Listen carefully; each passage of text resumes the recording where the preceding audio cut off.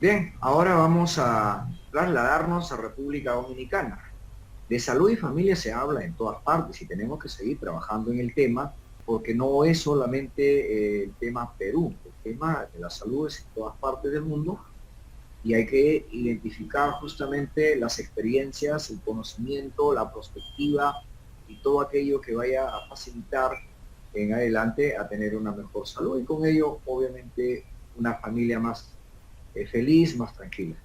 Quiero en esta oportunidad trasladarme, reitero, a República Dominicana para dar la bienvenida al ingeniero químico José Rafael Santiago Esturup. Él nos los va a contar, él es además máster en ingeniería química en la especialidad de control y simulación de procesos en la Universidad Tulsa en Oklahoma, en Estados Unidos.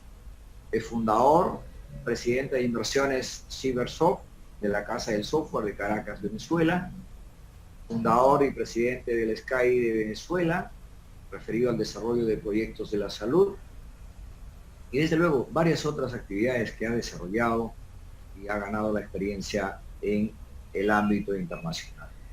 Bienvenido, ingeniero José Rafael. Gracias, muchas gracias, Rómulo. El tema que nos planteamos hoy es un tema sumamente difícil porque tiene muchas aristas que influencian agudamente sobre el problema.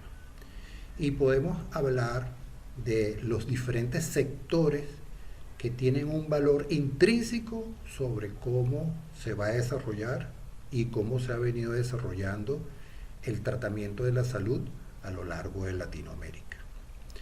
El principal problema que tenemos actualmente, paralelo a los problemas de falta de atención médica que es común en toda Latinoamérica, es el problema de que todos los registros que se están haciendo, según estudios que se han especializado en eso, el 70% de los registros de personas que acuden a los centros de salud son vaciados en papel.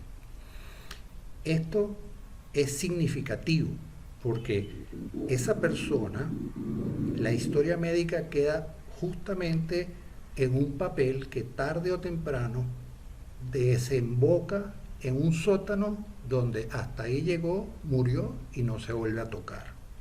Eso nos va a traer varias consecuencias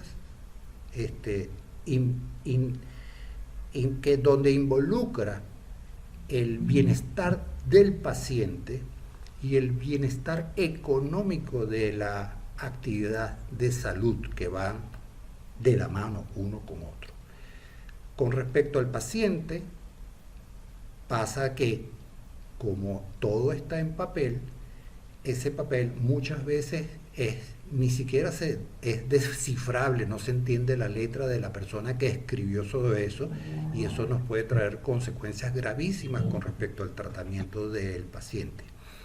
Y con respecto a la parte económica, muchas veces a ese paciente que circula de un centro de atención hacia otro centro de atención, se ve obligado a que le repitan todos los exámenes, cosa que como consecuencia implica un gasto aún mayor en la cura de ese paciente como tal.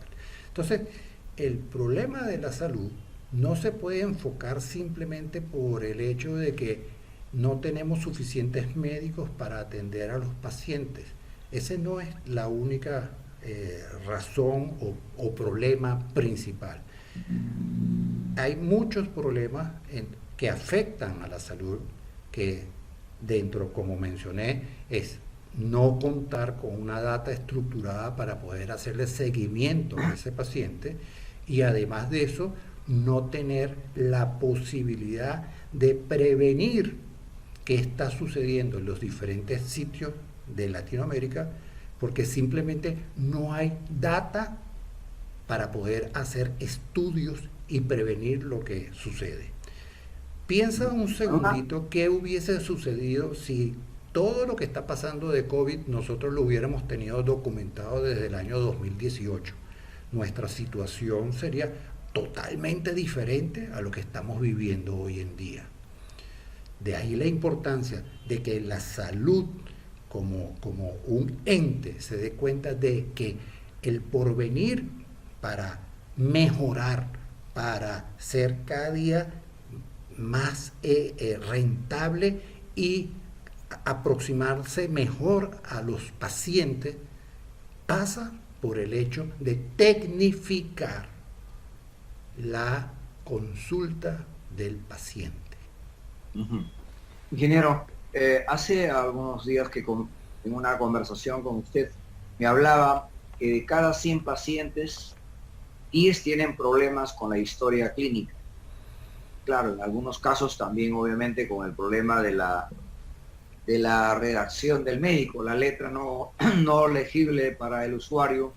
Algunos médicos obviamente escriben para ellos, sí, para el usuario. Eso sería superado, digamos, utilizando la tecnología. Sí, definitivamente. Al tener una historia médica electrónica, lo que se escriba en esa historia médica tiene dos vertientes importantísimas. Primero, es legible por cualquier persona. Cualquier persona que sepa leer va a entender qué dice ahí. Y segundo, queda escrito. Al quedar escrito electrónicamente es transferible entre una institución y otra institución. Con eso nos ahorramos repetir exámenes, repetir pruebas, que haya una mala interpretación de por qué este paciente me lo están refiriendo a mí como segunda opinión. Todo eso se evitaría teniendo justamente un adelanto en la parte tecnológica de cómo se maneja al paciente, lo que tendría como consecuencia una reducción notable de los costos del tratamiento de ese paciente. Entonces, una de las claves que tenemos y que el COVID nos ha obligado a nosotros a trabajar de esa manera es adecuarnos a la tecnología para poder atender los pacientes. De eso yo quisiera darle la palabra a Luis Santiago para que nos amplíe mucho más la información, que él tiene datos actuales de lo que estamos viviendo en Latinoamérica. Sí, desde luego. Desde luego le incorporamos a la conversa a Luis Alejandro Santiago Ascanio. Él es licenciado en Ciencias en Comunicación Social, fundador, director y CEO de Pegas International, que es justamente una plataforma especializada en el tema de salud. Alejandro, cuéntanos, a ver, desde el lado tuyo de tu lectura. Estamos hablando aquí del uso de los instrumentos que podrían minimizar costos, optimizar la atención, mejorar la atención del servicio de la salud al paciente. A ver, ¿cuál es tu lectura? ¿Cuál es digamos, los puntos de orientación que podemos dar a través de este programa? Bueno, muchísimas gracias por la invitación. Un gusto estar con ustedes por aquí el día de hoy y compartir un poco la visión de la salud que podríamos tener en Latinoamérica, teniéndola en un formato digital y apoyando la transformación digital de las personas que trabajan en ese mundo. Un poco profundizando en las cifras que hablaban anteriormente, hablamos de eventos adversos. Un evento adverso es cualquier cosa que te sucede durante tu prestación de servicio de salud que te afecta negativamente. Y en Latinoamérica la prevalencia de efectos adversos en casos hospitalizados de 1 de cada 10 pacientes. Cuando uno empieza a analizar esta información que se desprende de un estudio llamado IBEAS, ese estudio lo hace el gobierno español en conjunto con la Organización Panamericana de la Salud sobre 18 hospitales de Latinoamérica, uno empieza a encontrar que, por ejemplo, el 60% de los eventos adversos tienen que ver con infecciones nosocomiales. La infección nosocomial es una infección que ocurre en el sitio de hospitalización. Y en la mayoría de los casos ocurría en pacientes que tuvieron que trasladarse de un punto del hospital a otro. Lo sacaste del área de hospitalización para llevarlo a hacerse una inmunología, un laboratorio. Muchas veces esos traslados de pacientes para hacerse estudios tienen que ver con no tener la información archivada o que sea un paciente que se movió de una institución a otra que no viaja con su información en formato digital. Otra parte que tiene que ver con esas consecuencias tiene que ver con el evento adverso a medicamentos, que en grandes categorías el informe nos lo cataloga en dos tipos. reacciones alérgicas a medicamentos por alergias que pudiesen estar o no documentadas previamente y interacciones medicamento-medicamento o interacciones droga-droga como se les conoce. Ambas son causadas por una falla en recolectar la información que o nos proporciona el paciente, en caso que no se pueda hacer, por ejemplo, cuando el paciente está en un estado de inconsciencia, o sencillamente con un mal registro de la información. Y cuando uno se va al mundo de la salud y ve, por ejemplo, con la información que tiene que lidiar una enfermera, que es la que al final está encargada de suministrar el medicamento al paciente, se puede encontrar con información ininteligible que dejó el médico que está viendo a ese paciente. Entonces es un riesgo enorme tener esta información en un formato que puede no ser comprendido por la otra persona. Al final reducimos estas circunstancias a que un 60% de esos eventos adversos que estamos hablando pueden ser aducibles fácilmente a problemas de comunicación en el proceso de prestación de servicios de salud del paciente. Si hablamos de 1 de cada 10 pacientes, la cantidad es enorme. Ajá. No sé si en el estudio desarrollado por el lado de ustedes o la experiencia que los acompaña, se ve en otros países de América Latina algo que en el Perú sucede. Y eso es la no validación, por ejemplo, de un diagnóstico clínico, llámese una radiografía, hecha en una entidad privada, llevado a una entidad pública, es decir, a un hospital público. Simplemente no aceptado y hay que llevarlo al paciente a volver a pagar, volver a hacer el trámite, la gestión, y todo eso son costos. Si tienes algunos indicadores, me encantaría conocer. Efectivamente, cuando nosotros empezamos a tener esta información en formato digital y que las instituciones que se unen al dejado, a archivos de información en formato digital, estudios en Estados Unidos hablan de una reducción de hasta 18% de los costos de prestación de servicios de salud. Y es una cantidad importante que hablamos. Hablamos inclusive de que tener esta información en un formato digital validado por pares podría reducir puntos sobre el gasto del Producto Interno Público de un país.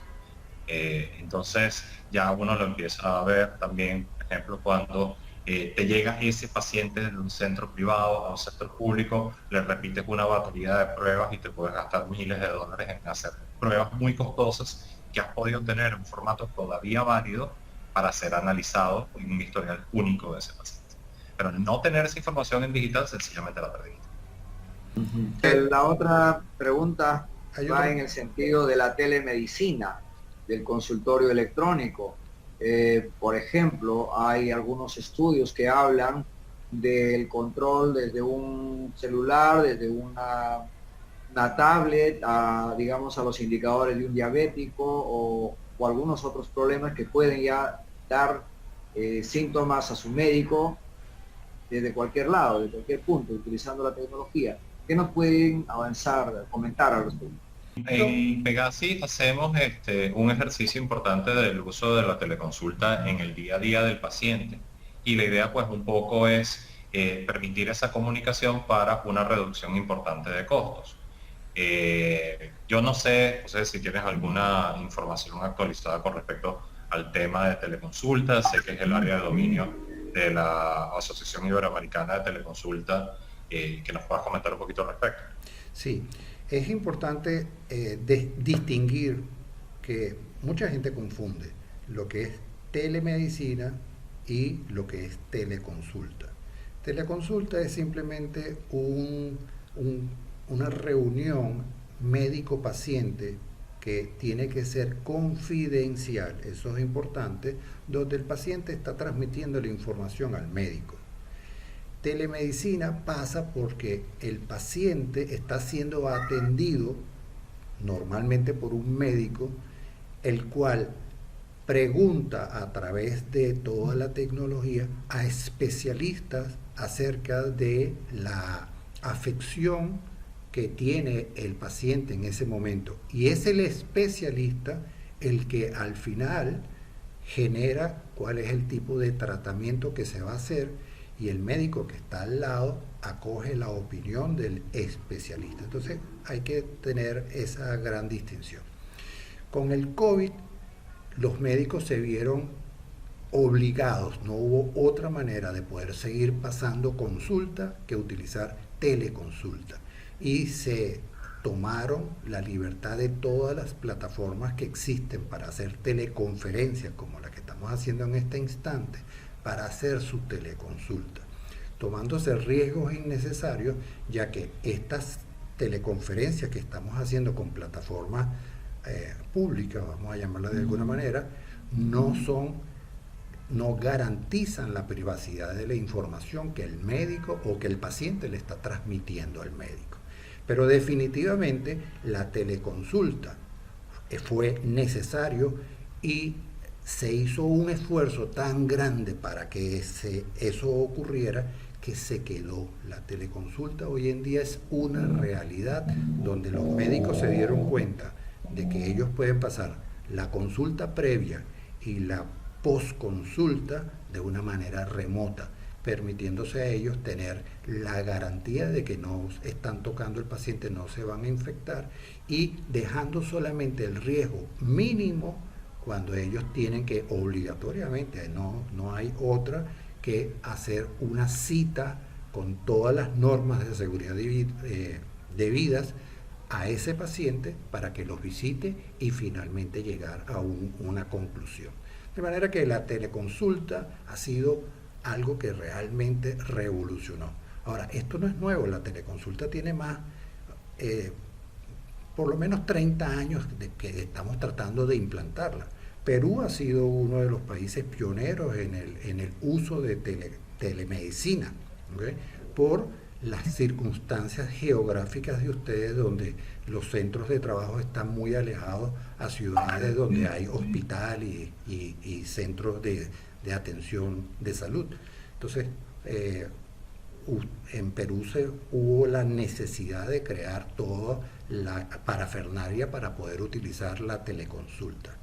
Pero aunque eso es una realidad en Perú, en otros países de Latinoamérica ni siquiera soñaban con que íbamos a pasar teleconsulta por la cotidianidad de tener el paciente al lado de uno. Hoy en día teleconsulta llegó, es una acción ordinaria, normal, diaria, y llegó para quedarse. Esto es definitivo. Cierto, llegó para quedarse y nos obliga a ingresar a este mundo competitivo. Nos obliga no solo a querer, sino que a aceptar las condiciones del uso de las herramientas tecnológicas. En ese contexto, ¿cuál es la prospección de ustedes como empresa, como profesionales, como especialistas para los próximos años? ¿Qué va a pasar? El COVID está dando secuelas, no solamente fallecidos. Los que se van recuperando se van quedando con una serie de secuelas en su vida, en su salud. Pero a eso se suma, en varios países de América Latina, no estamos hablando de los otros problemas de la salud.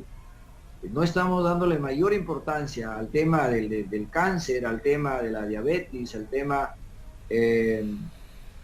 y otros en general. Entonces, ¿cómo ustedes miran el escenario de la salud para América Latina? Yo creo que ahí lo interesante que podemos ver en este caso con respecto al alcance de la teleconsulta es, en el caso particular de América Latina, se puede convertir en un gran democratizador de los servicios de salud. Sabemos que lo que llamamos normalmente hospitales de ladrillo, o sea, que son hospitales físicos, no tienen un alcance geográfico suficientemente amplio como para cubrir el total de la población de América Latina. Se calcula que solo el 12% de la población de la región tiene acceso a servicios hospitalarios.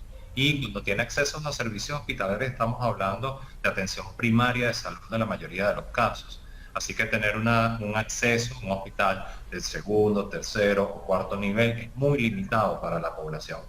Entonces, si ya nosotros empezamos a hablar de un servicio de atención primaria extendido a través de teleconsulta que puede ser ejercida por el sector público. Vimos casos espectaculares en Brasil en donde los servicios de teleconsulta durante la pandemia colapsaron por la enorme demanda, lo que quiere decir que hubo una excelente adopción por parte tanto de los pacientes como los médicos.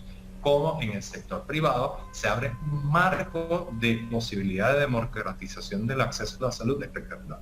Sin embargo, y eso hay un punto importante que tenemos que rescatar con respecto a la situación de América Latina, es que el servicio de teleconsulta depende obligatoriamente de la estabilidad de nuestro servicio de Internet.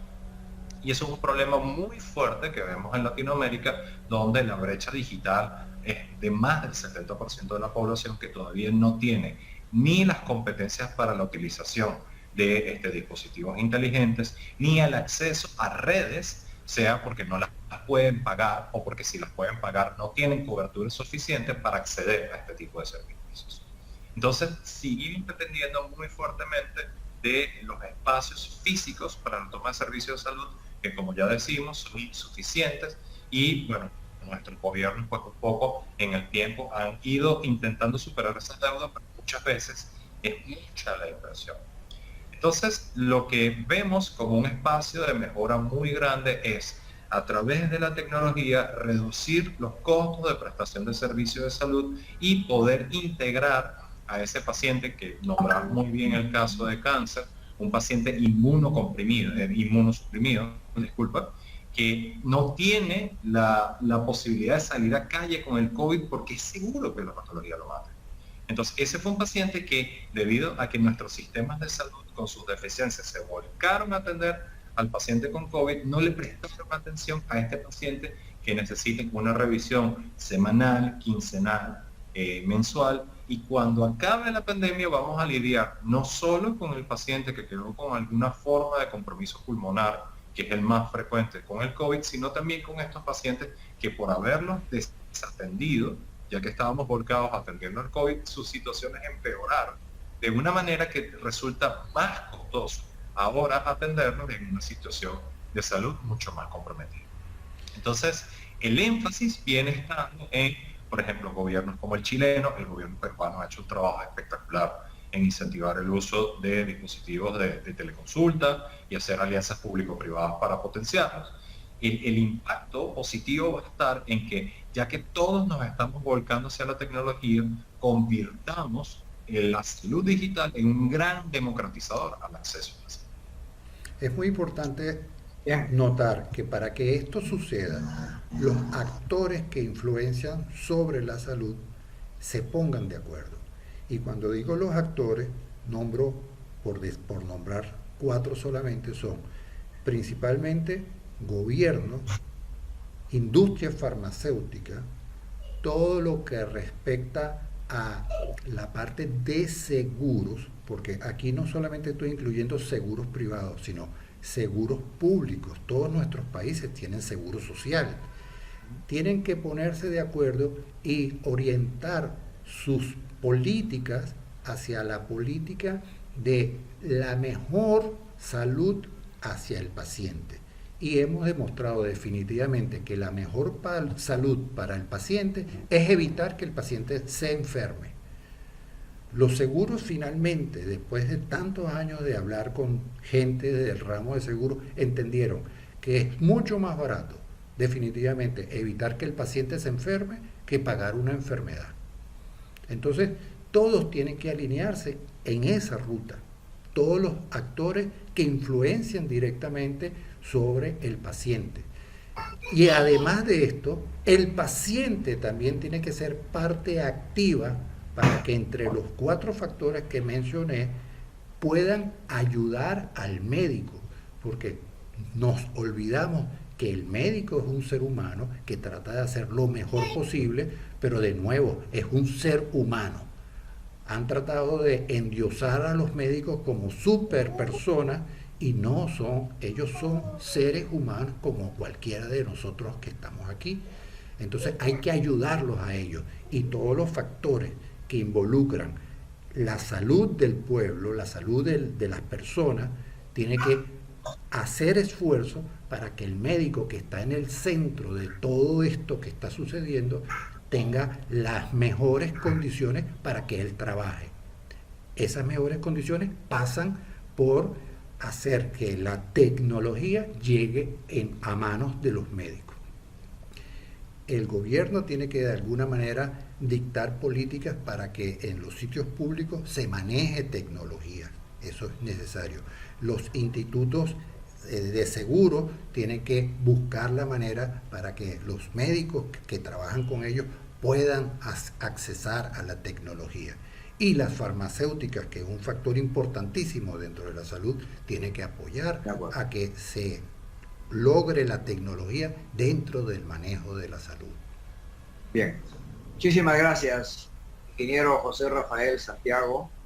Igual, muchas gracias a Luis Alejandro Santiago Ascanio por valiosos aportes para la salud en América Latina y desde luego la invocación a dejar el lápiz y el papel, que es lo que siempre lo señala, en este caso, nuestro invitado, el ingeniero José Rafael, y importante esta reflexión. Y nuestro saludo, nuestro reconocimiento a los médicos, a las enfermeras, que desde luego en todo tiempo son el eslabón principal para ayudarnos en nuestra salud, pero hoy más que nunca están en la primera línea de fuego frente a esta guerra con un enemigo invisible que se llama el COVID-19. Muchísimas gracias. Una vez más, y esperamos dialogar en alguna otra cuestión. Muy amable. Muchas gracias por tu invitación y estamos a la orden siempre que lo necesites. Gracias. Muchísimas gracias por tu invitación. Estamos en contacto. Un gusto.